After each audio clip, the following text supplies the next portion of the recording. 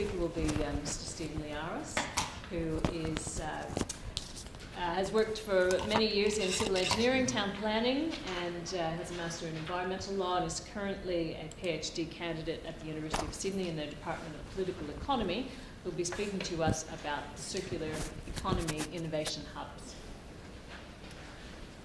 Thanks, Nancy, and thanks, Hamid, for inviting me to present today. Somewhat different approach from me, I think, to the one that just presented. In exploring alternative futures, I think it's essential that we start by looking at transitions, and I'm particularly drawn to the ideas of Kenneth Boulding, who talks about the meaning of the 20th century. The Great Transition, his book, talks about how the 20th century is actually the second great transition after the transition from the hunter-gatherer lifestyle to settled agricultural life. I'll talk about that a little bit later. But this presentation is based on my research at Department of Political Economy, where I'm looking at the implementation plan for a new human settlement theory, and that draws on my earlier work where I talked about an earlier transition in about 600 BC with the invention of coins that enabled the first multinational empire in the ancient Persians, and created the empire. It was the first modern nation state, modern form of nation state. So implementing a new human settlement theory, we've been a nomad for the last 3.5 years, living out of my motorhome with my partner, developing these ideas as well as connecting with various councils and communities and researchers to form partnerships to help implement them.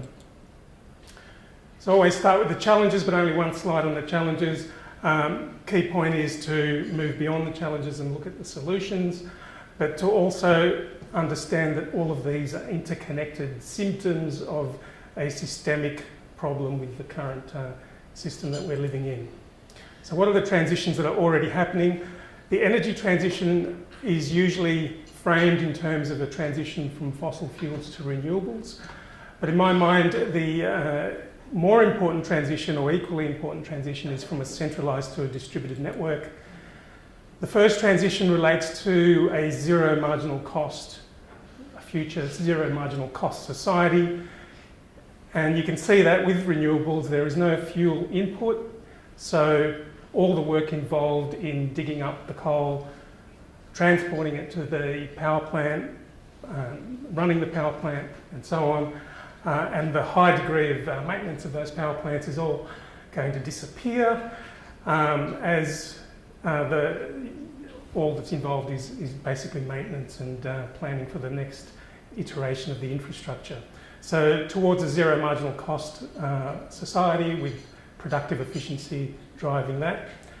And the centralised to distributed transition is about localisation, and that's towards zero distribution costs. So because it's a clean energy, you don't need to have all the large transmission infrastructure, you don't need to have it well outside the end consumer, you can put it on the roof of the building, and design a local microgrid for the consuming community. And this is exactly what various community groups, that's just two examples at the top there, at Shoalhaven and Central Coast, that have formed, but the other two, that's Jara is here, formed the Community Power Agency, and Pingala also are providing the supporting infrastructure for those community groups to help drive the transition.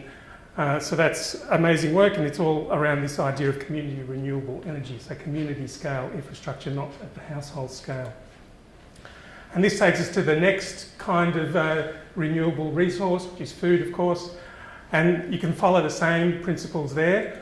In terms of it being a fossil fuel industry, you can see this study from the US indicates that we need about 7.4 calories of energy to produce 1 calorie of food. And only a small proportion, about 25% of that, is actually in the production. The rest is in the distribution and preserving and getting it from the producer to the consumer. So that's all about the centralised system that is far away from the end consumer, hence the high distribution costs. And so the transition there is to urban agriculture and community-supported agriculture, and you'll note the parallel to the community scale, community-supported agriculture like community renewable energy, same sort of idea, a shift from a large-scale centralised system to a local distributed network.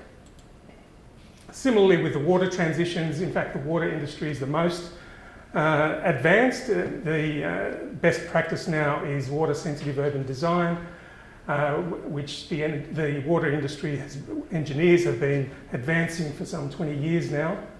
And that's all, again, local scale, capturing, harvesting, storing, distributing the water at the local scale.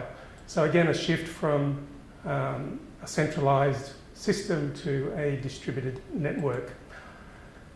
Similarly with transport transitions, shift from fossil fuels to renewable electric automated car sharing. If you read Tony Seba or listen to his podcasts, he'll tell you the next car you buy will be your last. In the next 10 or so years, at least in the cities, you'll have fleets of automated car sharing that will be electric automated car sharing that will be our main transport system. And this again is about a localisation, which will be a distributed network of EV charging stations hooked into renewable energy microgrids that are powered by renewable energy. So you can start to see the connections between these transitions as well. And of course, one of the most major transitions and the most or least advanced is the shift to 3D printers and print on demand, where instead of mass production and logistics infrastructure and warehousing and distribution networks, global supply chains and retailing and pushing endless goods, everything will be print on demand.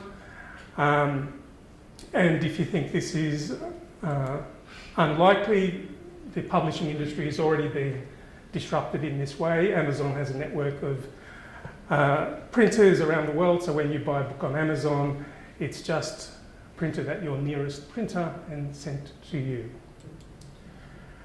And so all of this leads to the work transitions and the idea that, of course, robots are taking our jobs. Well, automation generally is taking those jobs. But it leads to this, it also connects with this idea of the rise of the lifestyle town and of the idea of e-change and the possibility that you don't need to work 40 hours a week. Much of our work will be either automated or eliminated because we've eliminated the global supply chains, and you could be anywhere connected to the internet and able to contribute the few hours of work that you need to do in order to keep the system running. So housing transitions, of course, this is what a centralised planning system delivers.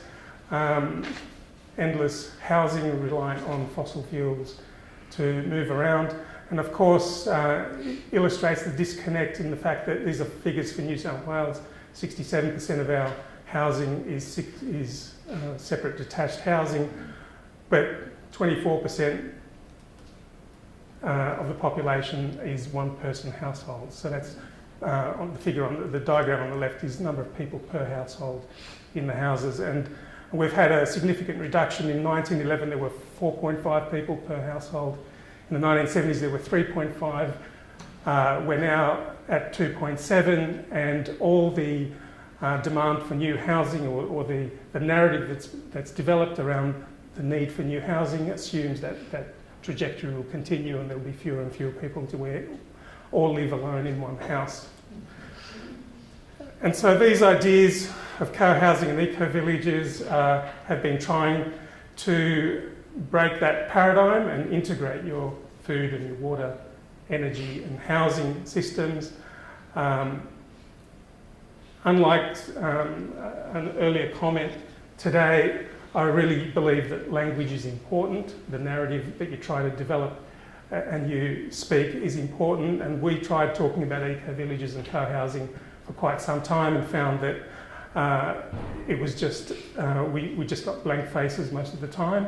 simply because people are not listening. Once the word, whether it's socialism or capitalism or eco-villages, it's ascribed to a particular category of people, hippies or extreme greenies or whatever it is, and people are no longer listening. So what's interesting about this transition is that large development companies like Mirvac and others are developing this idea of build to rent, which is the model that they talk about. They sell it as co-living, where you can live together with others, and they have a managed estate with more shared spaces, and it's not designed to be sold, it's designed to be managed so that you don't have to have the large house in order to get the high price for it. You're selling a lifestyle.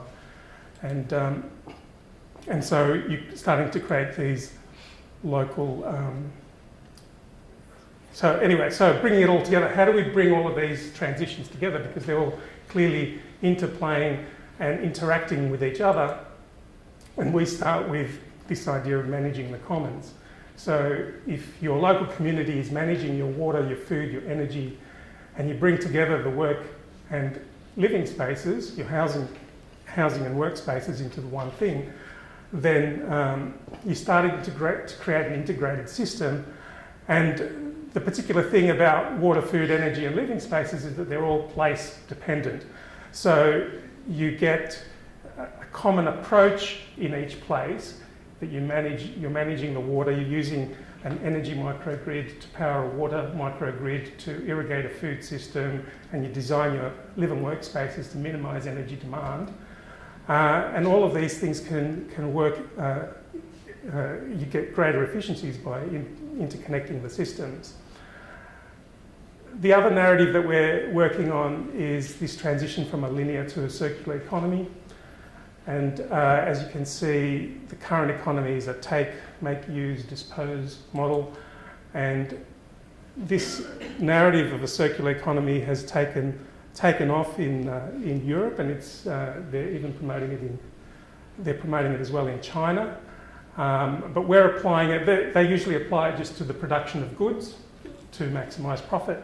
We're applying it to say, well, how does that apply to the settlement, to human settlement? How do you create a dynamic system, city as a dynamic system, or a village scale development as a dynamic system that constantly recycles and regenerates?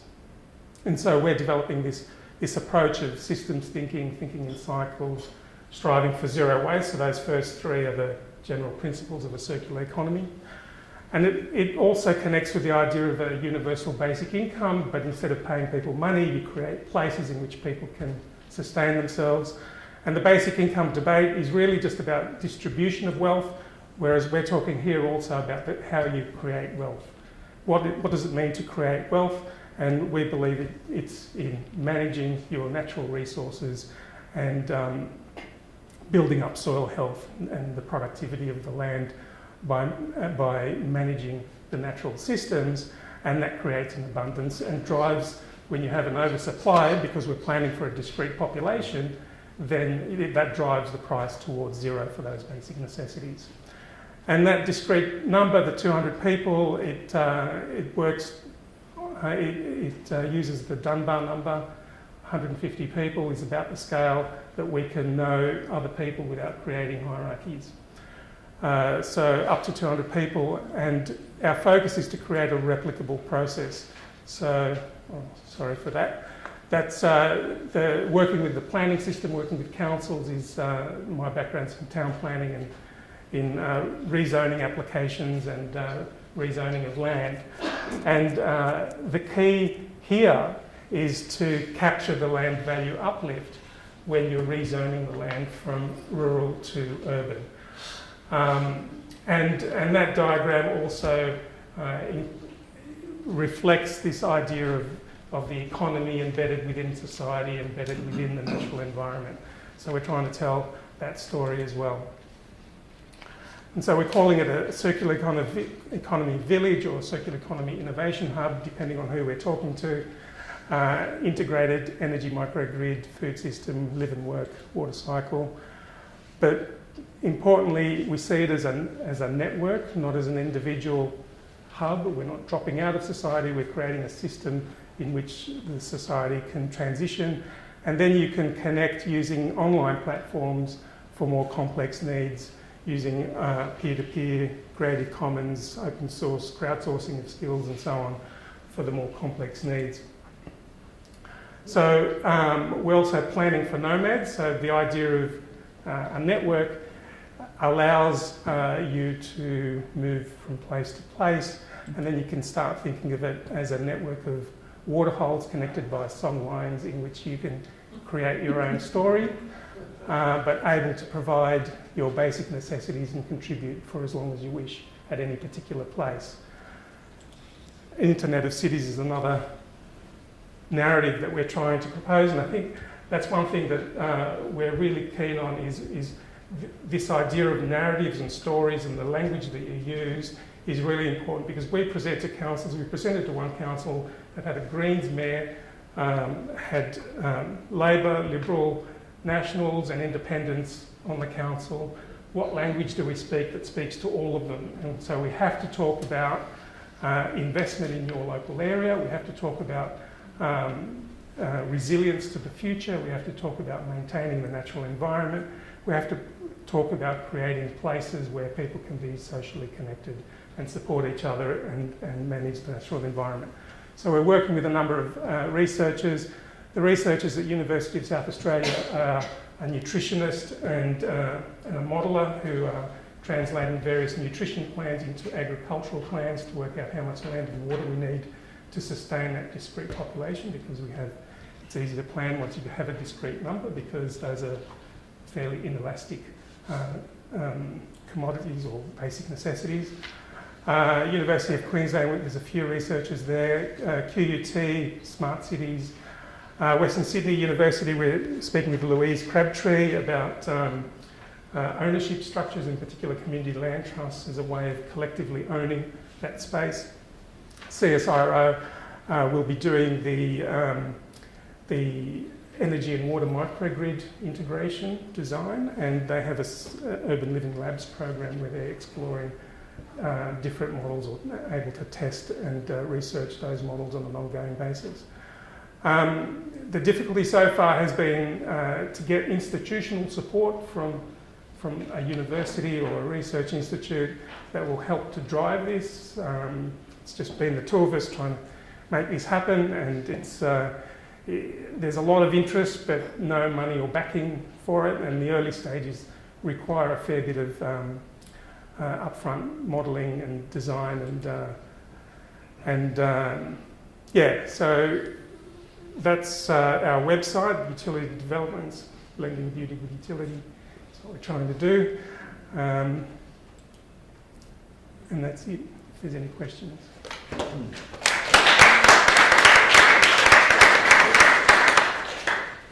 Thanks very much. That was a lovely model of future living. We might hold the questions till the end. And so now I will